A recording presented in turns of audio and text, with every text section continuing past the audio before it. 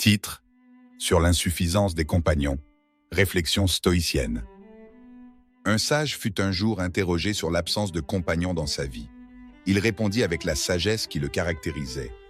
L'amitié, tel un diamant d'une rareté et d'une valeur inestimable, est souvent imitée. Après maintes déceptions, l'homme en vient à douter de l'existence même des joyaux authentiques, considérant tous comme de simples faux. Un autre philosophe, entendant cela, ajouta « Un véritable ami est un trésor à chérir et à valoriser. Hélas, la quête de tels amis s'avère un chemin semé d'embûches et de raretés. » Interrogé sur sa solitude choisie, un homme de peu de mots confessa « Ce n'est point l'isolement que je cherche, mais je ne me risque plus à nouer de liens. L'échec des relations humaines m'a conduit à cette retraite volontaire. Cela nous rappelle l'histoire d'un enfant qui, dans sa quête d'amitié, se lia d'affection avec un pommier sauvage. Il lui rendait visite, se balançait à ses branches, savourait ses fruits et sous son feuillage, se rêvait souverain de ses bois. Un jour, épuisé par ses jeux et bercé par la douceur d'une ombre bienveillante, il trouva le repos dans son giron. Je vous invite à nous rejoindre sur la chaîne Philosophie stoïcienne 21. Avant de poursuivre dans cette quête de sagesse, je vous encourage à vous abonner, à exprimer votre appréciation par un like, à activer les notifications et à rester avec nous jusqu'au terme de notre exploration pour dévoiler les marques d'une véritable amitié. Entamons notre réflexion. Au fil des saisons, l'enfant, jadis si assidu dans ses visites, se fit plus rare auprès de son ami l'arbre, distrait par de nouvelles relations et par le tumulte de la vie. Toutefois, de temps à autre, il revenait vers son ancien compagnon. Un jour, l'arbre perçut la mélancolie du garçon et l'interrogea sur son trouble. Le jeune, les yeux empreints de tristesse, confia qu'il ne trouvait plus de réjouissance à jouer parmi les branches, qu'il ne se percevait plus comme le souverain des lieux. « Un monarque possède des richesses, ce qui n'est le cas ni de toi ni de moi, » déclara l'enfant. « Mais j'ai des fruits, prends-les, vends-les, et avec cet argent, nous pourrons raviver notre amitié, » suggéra l'arbre avec bienveillance.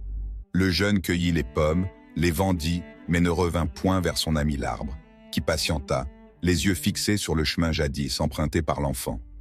Lorsque finalement le garçon réapparut, ce ne fut pas la joie, mais une profonde tristesse qui marqua ses traits. « Tu m'as manqué, mon ami. Pourquoi ne pas être revenu après la vente des pommes ?» s'enquit l'arbre. Le jeune homme répondit « La vie m'a accablé de soucis. Tout un chacun possède une famille, des enfants, des amis, mais moi, je me trouve démuni de tout cela, faute d'un foyer à moi. » Cette histoire nous rappelle que les biens matériels, si souvent poursuivis comme fins ultimes, ne sauraient combler le vide laissé par l'absence de relations authentiques et de liens significatifs.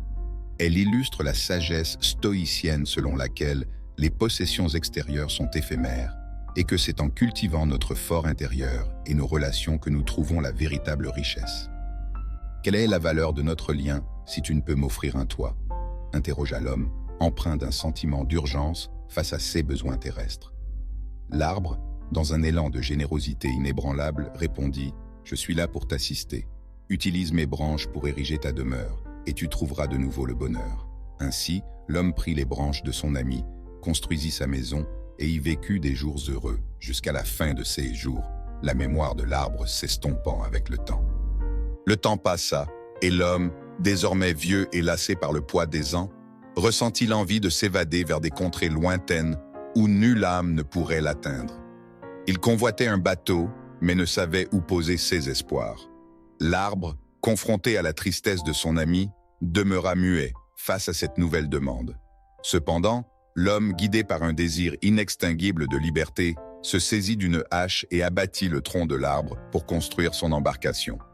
Après avoir donné les coups décisifs, il s'en alla, sans un regard en arrière, abandonnant là son compagnon de toujours, le pommier. Cette narration illustre la tragique réalité des relations humaines, où souvent l'intérêt personnel prévaut sur les liens profonds et sincères. Elle met en lumière une perspective stoïcienne sur l'amitié et la gratitude. Même face à l'adversité et à l'ingratitude, la nature bienveillante persiste, symbolisée ici par l'arbre qui offre tout ce qu'il a, jusqu'à son ultime sacrifice. La sagesse stoïcienne nous invite à réfléchir sur notre propre comportement envers ceux qui nous entourent et sur l'importance de chérir et de respecter les dons inestimables de la nature et des relations authentiques. Le cours des saisons a transformé les restes du tronc, les pluies nourrissant la terre alentour et le soleil caressant le sol, créant un refuge pour les animaux de passage qui trouvaient là un havre de paix. Malgré cette renaissance, le tronc, désormais dépouillé de ses branches, ne ressentait plus la joie qui animait autrefois son essence. Les valeurs qu'il tenait en haute estime semblaient désormais vides de sens, plongeant son existence dans une profonde absurdité. Néanmoins, la vie continuait son cycle immuable. Dans ce paysage de renouveau, une pousse verte émergea un jour du tronc, tel un symbole de résilience et d'espoir jaillissant de la désolation. Cette jeune pousse se transforma rapidement en un pommier robuste, vibrant de vie et de vigueur, redécouvrant les plaisirs simples de l'existence. Cependant, son épreuve passée l'avait marqué à jamais. Lorsqu'un enfant, innocent et plein d'espérance, s'approcha un jour en proposant son amitié, le pommier resta silencieux, témoin d'une méfiance profonde forgée par les expériences douloureuses de son prédécesseur. Bien qu'il eût appris à savourer chaque instant de son existence renouvelée, l'arbre portait en lui la cicatrice d'une trahison passée, sceptique face à la possibilité d'une amitié véritable et inaltérée. Cette histoire, empreinte de la philosophie stoïcienne, souligne la capacité de résilience face aux épreuves de la vie et la redécouverte de la joie dans l'existence même après les plus grandes trahisons. Toutefois, elle nous rappelle également la prudence avec laquelle nous devons aborder nos relations, les expériences passées modelant notre vision du monde et de ceux qui nous entourent. Elle nous invite à réfléchir sur la nature éphémère de l'amitié et sur la nécessité de cultiver notre fort intérieur pour faire face aux vicissitudes de la vie avec sagesse et dignité. Comme l'évoquait Georges, au cœur de chaque cynique bat le cœur d'un idéaliste déçu, conscient qu'autrefois, peut-être, il incarnait l'essence même d'un pommier pour quelqu'un d'autre. Lorsque nous rencontrons une âme solitaire, réfractaire à l'idée même de confiance, il convient de faire preuve de patience. Leur isolement ne reflète pas une nature foncièrement mauvaise. Bien au contraire, cela peut témoigner d'une série de trahisons et de déceptions, ayant érodé leur foi en une amitié authentique et sincère. Cette perspective nous incite à reconnaître la complexité des relations humaines et la profondeur des blessures qu'elles peuvent infliger. Toutefois, elle nous rappelle également notre potentiel à être des vecteurs de changement. En adoptant la position d'un pommier conscient de ses limites, nous pouvons devenir des amis véritables, montrant par l'exemple comment bâtir et entretenir des amitiés sincères et durables. L'espoir demeure que, par la patience et la persévérance de ceux qui choisissent d'approcher avec bienveillance et compréhension, même le pommier le plus échaudé puisse réapprendre à faire confiance. Il s'agit d'une démarche stoïcienne par excellence, reconnaissant que malgré les inévitables souffrances de l'existence, notre capacité à aimer, à faire confiance et à nous ouvrir à nouveau peut être restaurée grâce à la compassion et à l'engagement d'autrui. Cette leçon de vie, profondément ancrée dans les principes du stoïcisme, souligne l'importance de la résilience, de la croissance personnelle et de l'engagement envers le bien-être d'autrui. Elle nous encourage à être des phares de patience et de persévérance, guidant ceux qui ont perdu foi en l'amitié vers un renouveau de confiance et d'ouverture du cœur. L'évolution de l'amitié entre l'arbre et l'enfant révèle profondément les vertus inhérentes aux relations authentiques et leur impact significatif sur le bien-être. L'expérience de l'arbre, regagnant confiance et espoir au travers de son lien renouvelé avec l'enfant, met en lumière les bienfaits multidimensionnels de l'amitié, bien au-delà de la simple compagnie. La satisfaction et le bien-être émotionnel sont étroitement liés à la présence d'amitiés profondes et significatives dans nos vies. Ces liens ne sont pas seulement une source de joie, mais constituent également un pilier sur lequel s'appuyer dans les moments de tristesse ou de défi. En effet, les recherches ont démontré que les connexions positives avec les autres peuvent renforcer le système immunitaire, améliorant ainsi notre capacité à combattre les maladies et à maintenir une santé optimale. Ceci est d'autant plus vrai lorsque nos amis adoptent un mode de vie sain, influençant positivement nos propres choix en matière de santé physique et mentale. De plus, les amitiés proches sont un vecteur crucial de résilience émotionnelle. Elles nous fournissent un soutien émotionnel indispensable pendant les périodes de troubles, augmentant notre capacité à faire face aux défis de la vie. Cette résilience est alimentée par l'empathie et la connexion profonde que nous partageons avec nos amis, qui nous permettent de comprendre et de partager les sentiments des autres, créant ainsi un environnement de soutien mutuel. L'empathie joue un rôle essentiel dans le renforcement de nos liens, nous permettant de nous immerger dans les expériences des autres et de leur offrir un soutien authentique.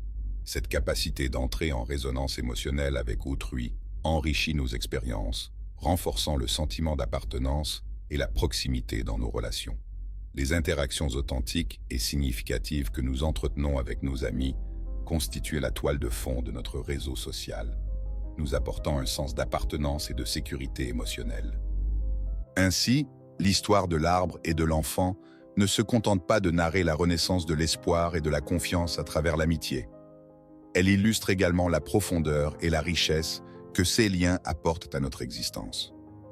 En valorisant et en cultivant de telles relations, nous nous enrichissons non seulement émotionnellement et spirituellement, mais nous contribuons également à notre bien-être physique, démontrant l'importance vitale de l'amitié dans la quête d'une vie épanouie et résiliente.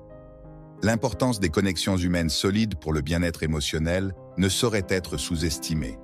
Ces relations enrichissent notre vie de manière significative, offrant des avantages qui vont bien au-delà de la simple interaction sociale. Elles jouent un rôle crucial dans le maintien de notre santé mentale et physique, soulignant l'interdépendance entre bien-être émotionnel et relations humaines. Les individus qui jouissent de connexions humaines fortes tendent à afficher une ouverture accrue à l'expérience et un engagement plus régulier envers l'activité physique. Cette ouverture et cette proactivité ne sont pas seulement bénéfiques pour la santé physique. Elles contribuent également à une perspective plus positive de la vie, renforçant le bien-être émotionnel. L'un des avantages les plus notables des liens sociaux solides est leur capacité à réduire le risque de dépression. Non seulement ces connexions peuvent diminuer la probabilité de développer cette condition, mais si une personne traverse une période de dépression, la présence d'un réseau de soutien peut atténuer la sévérité des symptômes. Le soutien social agit comme un rempart contre les défis de la santé mentale, offrant une aide précieuse dans les moments de besoin. En outre, les amitiés proches enrichissent notre sentiment d'appartenance et valident notre expérience personnelle. Être entouré d'amis qui nous soutiennent et nous valorisent joue un rôle fondamental dans l'augmentation de notre estime de soi. Cette validation de notre valeur par autrui renforce notre perception de nous-mêmes, contribuant ainsi à une image de soi plus positive et à un sentiment général de satisfaction dans la vie. Ces éléments soulignent le rôle indispensable des relations humaines dans la quête du bien-être. Les connexions que nous tissons avec les autres ne sont pas seulement des composantes agréables de notre quotidien. Elles sont essentielles à notre épanouissement personnel et à notre résilience face aux aléas de la vie. En cultivant des amitiés sincères et en maintenant des liens sociaux solides, nous nous dotons d'une base solide pour notre santé mentale, nous donnant les outils nécessaires pour naviguer les défis de la vie avec confiance et assurance. L'avènement de l'ère numérique a profondément modifié la dynamique des interactions humaines, influençant de manière significative la nature de nos amitiés et de nos connexions sociales. La digitalisation des relations a apporté à la fois des opportunités inédites et de nouveaux défis dans la manière dont nous forgeons et entretenons des liens avec les autres. La capacité de se connecter en ligne, grâce aux plateformes de réseaux sociaux et aux applications de messagerie instantanée, a ouvert la porte à des formes d'amitié auparavant inimaginables. Les relations virtuelles permettent aux individus de communiquer, d'interagir et de se rapprocher malgré les barrières géographiques, rendant le monde plus petit et plus interconnecté. Ces amitiés en ligne peuvent s'avérer tout aussi significatives et enrichissantes que les amitiés traditionnelles, offrant soutien et compagnie. En outre, des plateformes telles que LinkedIn ont révolutionné la manière dont les professionnels établissent et développent leur réseau. Les connexions numériques facilitent la recherche d'opportunités d'emploi, favorisent les collaborations et soutiennent la croissance professionnelle à travers l'accès à un réseau global. Parallèlement, l'ère numérique a favorisé l'émergence de communautés en ligne où les individus partageant des intérêts communs peuvent se rassembler. Que ce soit à travers des groupes de soutien ou des forums de discussion, ces communautés offrent un espace pour l'échange de connaissances, l'entraide et la solidarité.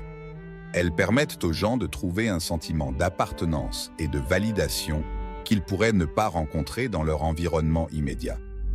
Cependant, la digitalisation des relations soulève également des questions sur la qualité des connexions établies. Alors que la quantité de contacts peut augmenter, il est crucial de réfléchir à la profondeur et à l'authenticité de ces liens. La facilité de communication peut parfois conduire à une superficialité dans les relations, où la commodité de l'interaction en ligne remplace la richesse des connexions en face à face. En définitive, l'ère numérique offre de nouvelles avenues pour la construction et le maintien de relations, enrichissant notre expérience sociale d'une manière jusqu'alors inimaginable. Toutefois, il demeure essentiel de cultiver des interactions significatives et authentiques, en veillant à équilibrer les avantages de la connectivité numérique avec la valeur irremplaçable des relations personnelles et directes. La crise de la solitude dans notre société hyperconnectée est un paradoxe qui attire de plus en plus l'attention. Malgré l'accès sans précédent à des outils de communication et la capacité de rester en contact constant, un nombre croissant de personnes se sentent isolées et déconnectées. Cette contradiction souligne un besoin fondamental non satisfait de connexions humaines authentiques et significatives, mettant en lumière les défis inhérents à la modernité et la technologie. Le sentiment de solitude peut être exacerbé par plusieurs facteurs, notamment les transformations dans la structure familiale et l'impact psychologique des réseaux sociaux. Les familles sont aujourd'hui plus susceptibles d'être géographiquement dispersées et le nombre de personnes vivant seules a augmenté, ce qui réduit les interactions quotidiennes face à face et les opportunités de soutien émotionnel dans les moments difficiles. Par ailleurs, bien que les réseaux sociaux offrent une plateforme pour partager des moments de vie et se connecter avec d'autres, ils peuvent aussi engendrer un sentiment de comparaison sociale négative. Les utilisateurs se comparent fréquemment aux moments forts présentés par leurs pairs, ce qui peut conduire à un sentiment d'insuffisance et d'isolement. Face à cette crise, une prise de conscience collective sur l'importance des connexions sociales véritables a émergé, donnant lieu à diverses initiatives visant à combattre la solitude. Ces efforts comprennent la promotion de la participation active à des activités sociales et communautaires, encourageant les individus à se joindre à des groupes ou à des événements locaux qui partagent leurs intérêts ou valeurs. En s'engageant dans de telles activités, les gens peuvent éprouver un sentiment d'appartenance et de connexion à une communauté plus large, ce qui peut contribuer grandement à atténuer le sentiment de solitude. Il est crucial de reconnaître que, malgré les avantages de la technologie, la nécessité de relations humaines profondes et de connexions significatives reste un aspect fondamental du bien-être. En s'efforçant de créer des espaces et des occasions pour des interactions face à face enrichissantes, et en valorisant la qualité des relations plutôt que la quantité de contacts, nous pouvons espérer adresser la crise de la solitude et promouvoir une société plus connectée et soutenante. La crise de la solitude, avec ses multiples facettes, exige une approche empathique et nuancée pour sa résolution. Elle requiert non seulement un renforcement des liens sociaux, mais également une démystification du stigmate autour de la solitude, permettant ainsi aux individus de se sentir plus à l'aise pour rechercher soutien et assistance. Cette démarche est essentielle pour cultiver une société où la bienveillance et l'entraide prévalent. Les amitiés jouent un rôle primordial dans la structure de notre identité sociale et dans notre capacité à naviguer les diverses phases de la vie. Les relations que nous tissons peuvent varier grandement, allant de collègues à des partenaires dans des activités récréatives. Chacune de ces connexions enrichit notre vie de manière unique, offrant des perspectives diverses et un soutien adapté aux différents défis que nous rencontrons. À l'âge moyen, les priorités dans les amitiés ont tendance à évoluer vers la famille, le travail et les intérêts communs. Les amis deviennent alors des piliers de soutien émotionnel et pratique, particulièrement dans les moments de crise ou de transition importante.